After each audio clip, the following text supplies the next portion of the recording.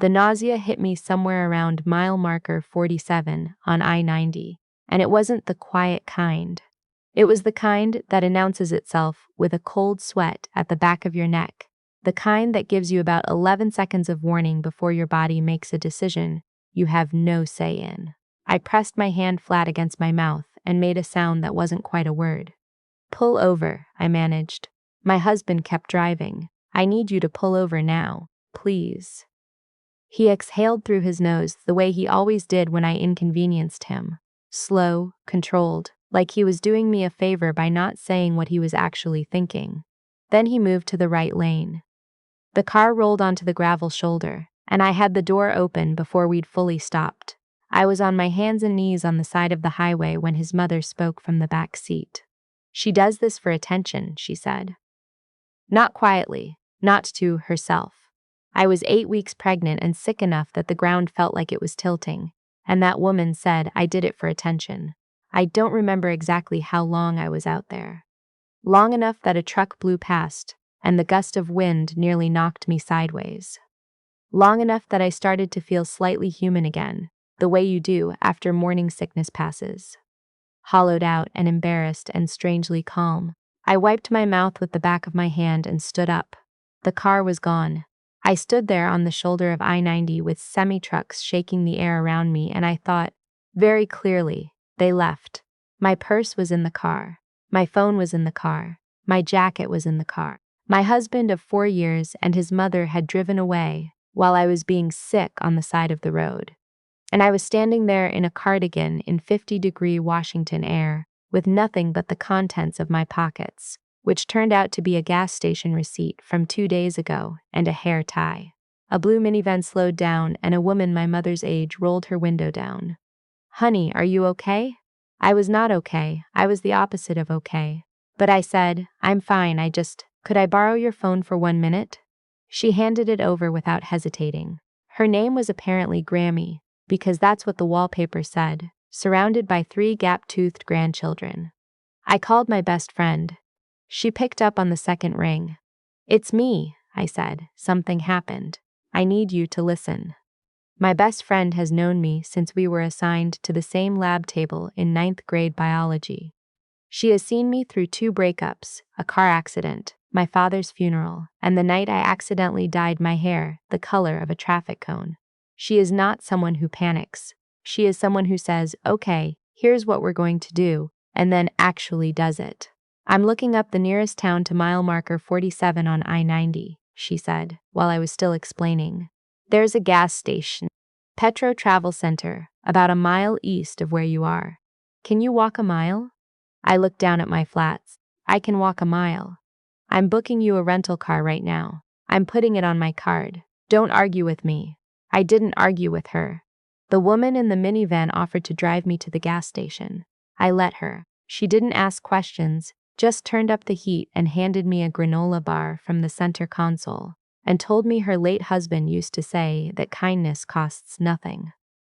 I ate the granola bar and tried not to cry in her passenger seat and failed a little. At the Petro, I bought a prepaid phone with the $23 I found crumpled in my cardigan pocket.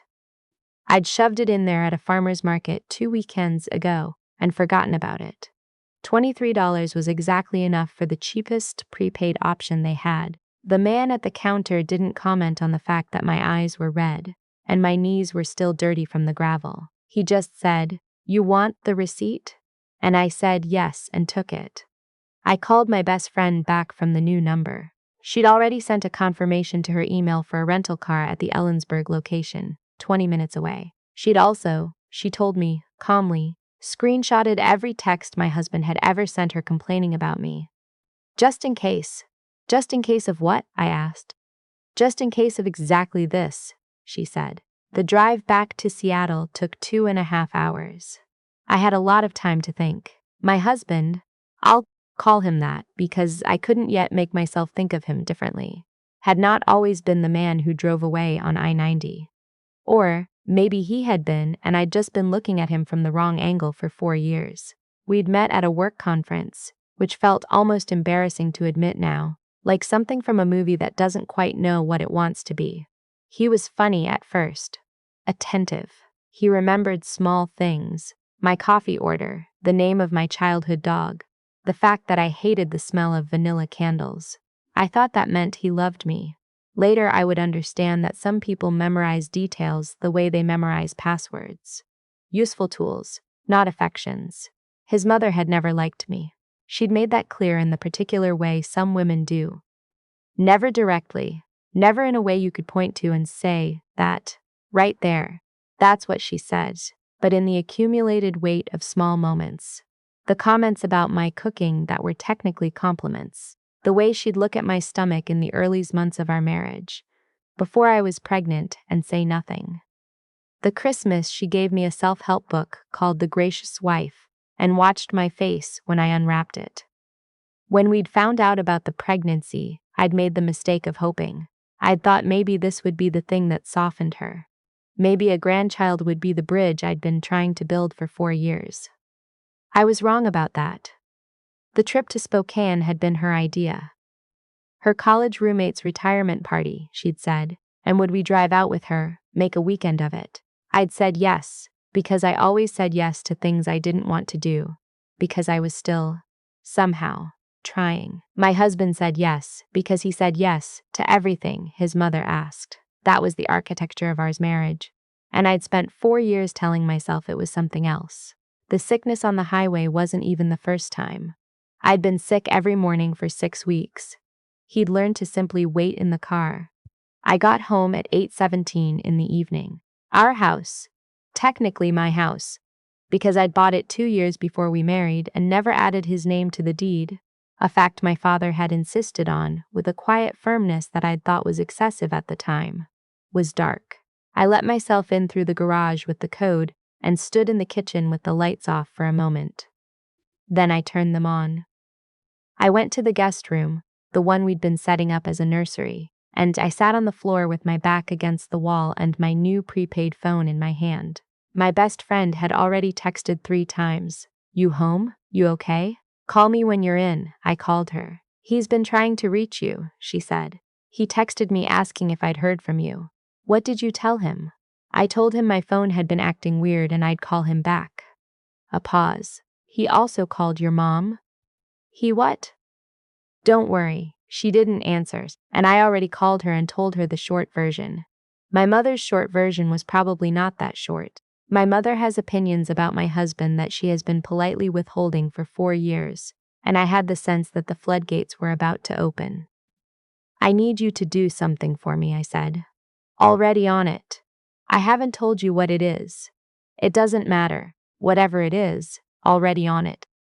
He came home at 11. I heard the garage door go up and I stayed where I was, in the kitchen, with a glass of water, and the overhead light on and my hands folded on the table. I had thought I would be shaking. I wasn't. I felt very still, the way the air feels before a storm when everything goes quiet and the birds stop. He walked in and stopped when he saw me. "You made it back," he said. Those were the first words. Not "I'm sorry," not "Are you okay," not "I was worried." Just, "You made it back," like I'd been on a minor errand. "I did," I said. He set his keys on the counter. His mother, I gathered, had gotten a hotel room in Ellensburg rather than make the drive back. He would tell me this later, as if it were relevant information. "You've been difficult this whole trip," he said. He wasn't angry, exactly. He was using his explaining voice, the one that always made me feel like I was being corrected by a very patient teacher. She was upset. I had to calm her down. I looked at him for a long moment. "You left me on the side of the highway," I said. "I was sick. I was pregnant. You drove away. You were fine. You were standing up." I was on my hands and knees on the gravel. For a second. He opened the refrigerator and stood there looking into it. "I don't want to fight about this. I'm tired." "I know," I said. "I know you're tired." I went to the guest room and locked the door. The next 2 days moved slowly. He brought me coffee on the second morning, which I think was an apology in his language, but I'd stopped being fluent in his language around mile marker 47 on I-90. His mother called the landline twice. I let it ring. My best friend came over on the afternoons of the second day, with a tote bag full of things, crackers and ginger chews for the nausea. a folder of printed documents she'd prepared with the kind of focused energy that reminded me why I'd been grateful for her since we were 14 years old, and the name of a family law attorney she'd already spoken to on my behalf. "She's good," my best friend said. "She's handled a lot of cases like this." She said, "Call her tomorrow morning." I looked at the folder. Inside were bank statements I'd never seen, our joint account, which I rarely checked because he managed the finances, and I'd let him because I'd let him manage a lot of things. There were withdrawals going back 14 months, not large ones. $50 here, $120 there, small enough to overlook if you weren't looking. I'd been not looking for 14 months. "Where did you get these?" I asked.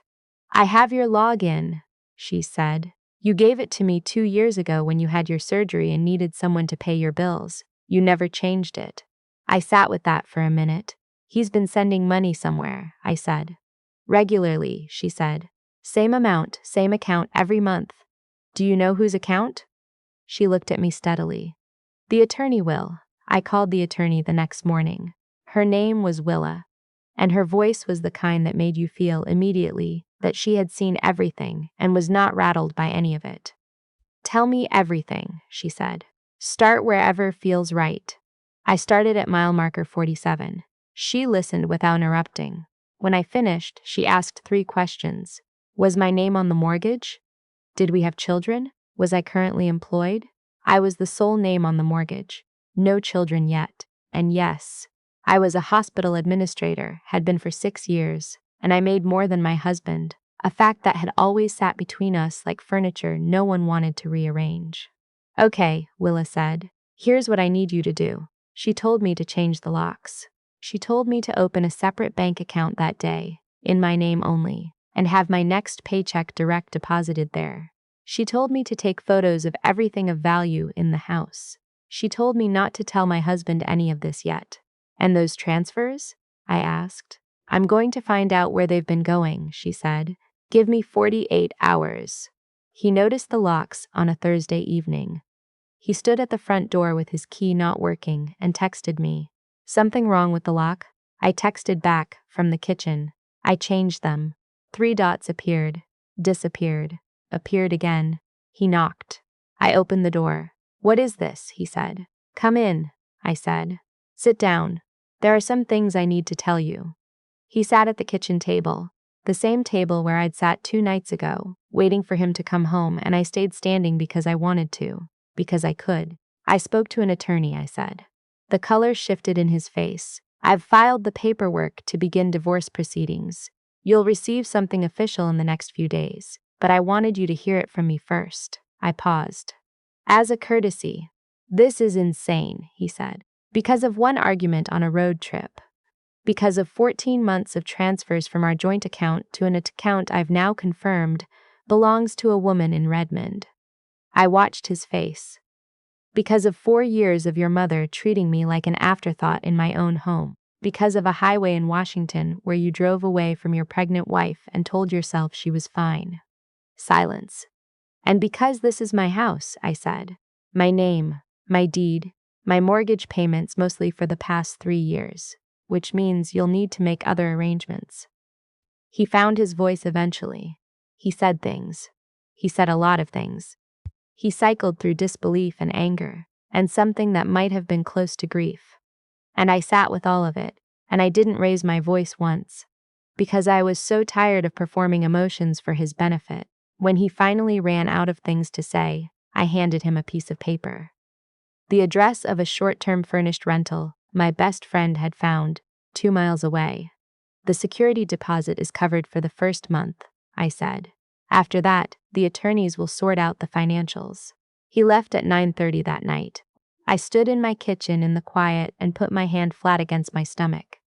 "It's just us now," I said, "and that's going to be okay." Willa called me the following Tuesday. The woman in Redmond had been in the picture for 16 months. It had not been a casual thing. There was a lease with his name on it, a secondary apartment he'd been paying for, quietly, from our shared account, and messages, retrieved through the discovery process, that made the timeline grimly clear. His mother had known, not suspected. Known, There were texts between them going back almost a year.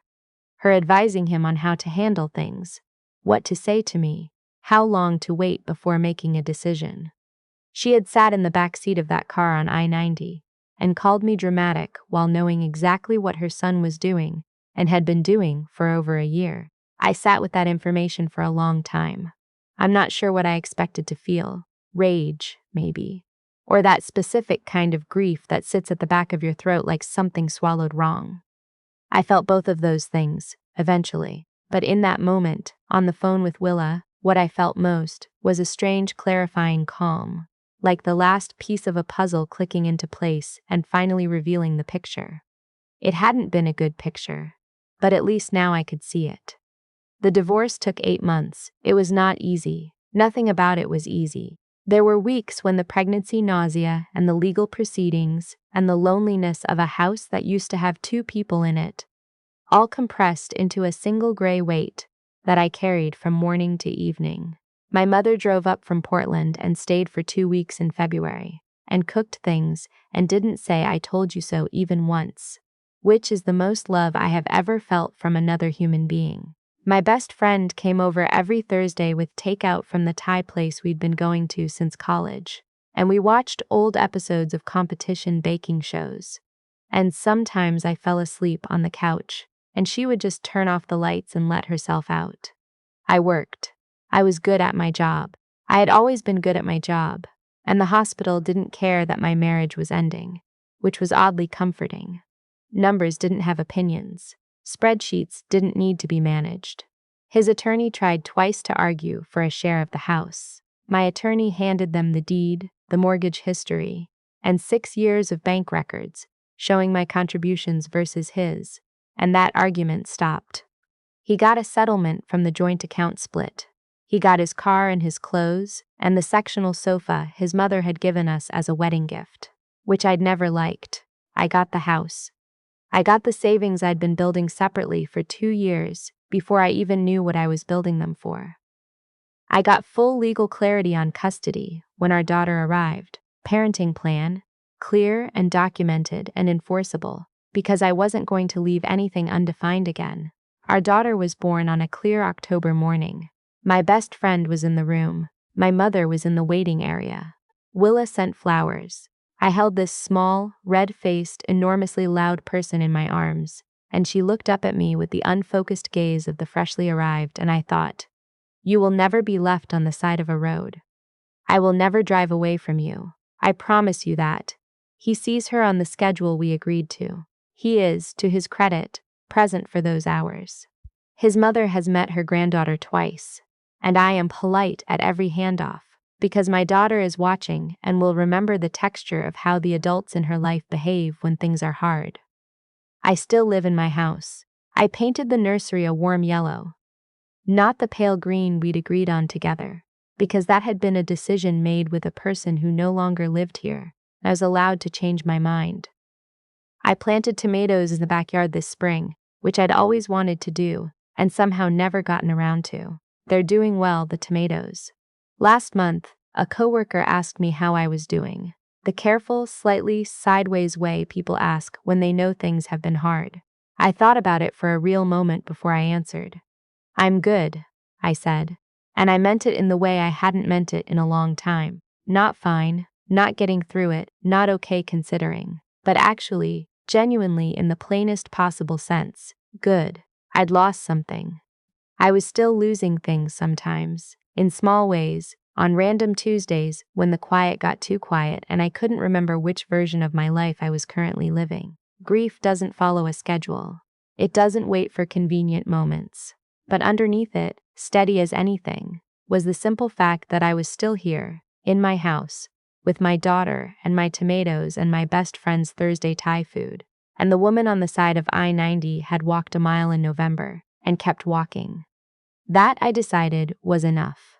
It was more than enough. It was, in fact, everything.